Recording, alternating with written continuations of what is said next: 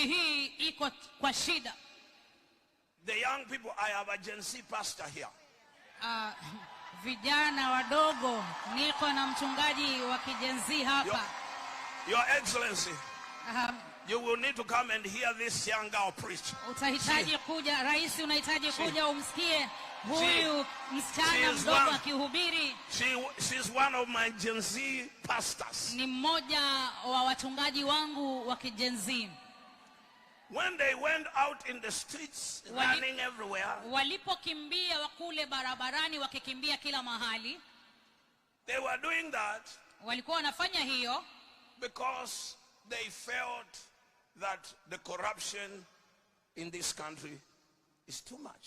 Walifanya hivyo kwa sababu walifikiria kwamba ufisadi ulio katika nchi hii umezidi. And they could not see their future. Na hawangeweza kuona hatima yao. If things continued that way. Kama mambo yakiendelea namna hiyo. But I love the young people. This church is majority. Lakini napenda vijana katika kanisa hili ndio wengi.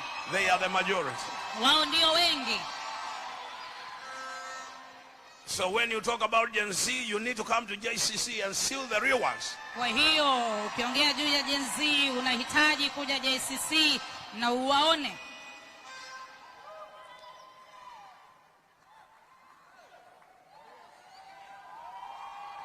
So kwa hiyo it was just a hopeless situation, Your Excellency. Mstahiki Raisi, ilikuwa ni hali tu ambayo imepoteza matumaini. They could not see their future. Hawangeweza kuona siku zao za usoni. And they said, na kwa hivyo wakasema, we will not sit here and die. Hatutaketi hapa na tufe. And they shook the nation. Na wakaitikisa taifa.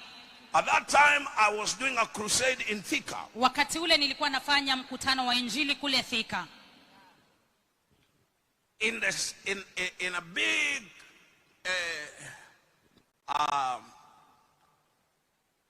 playground. It's kwenye like uwanja three playgrounds joined together.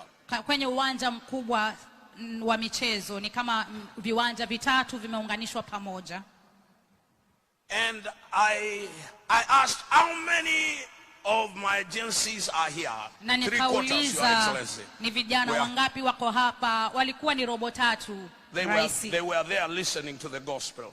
Walikuwa pale wakisikiliza injili. Every night. Na kila usiku. They gave their hearts to Jesus. Walipeana maisha yao kwa Yesu. In thousands. Katika maelfu.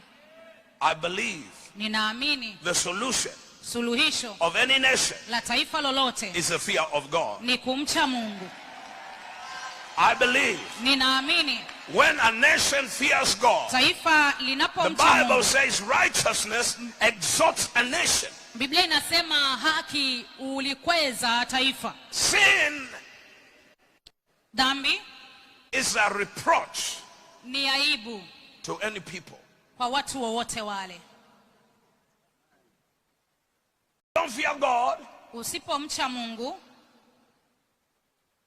you have a problem. Unayo shida.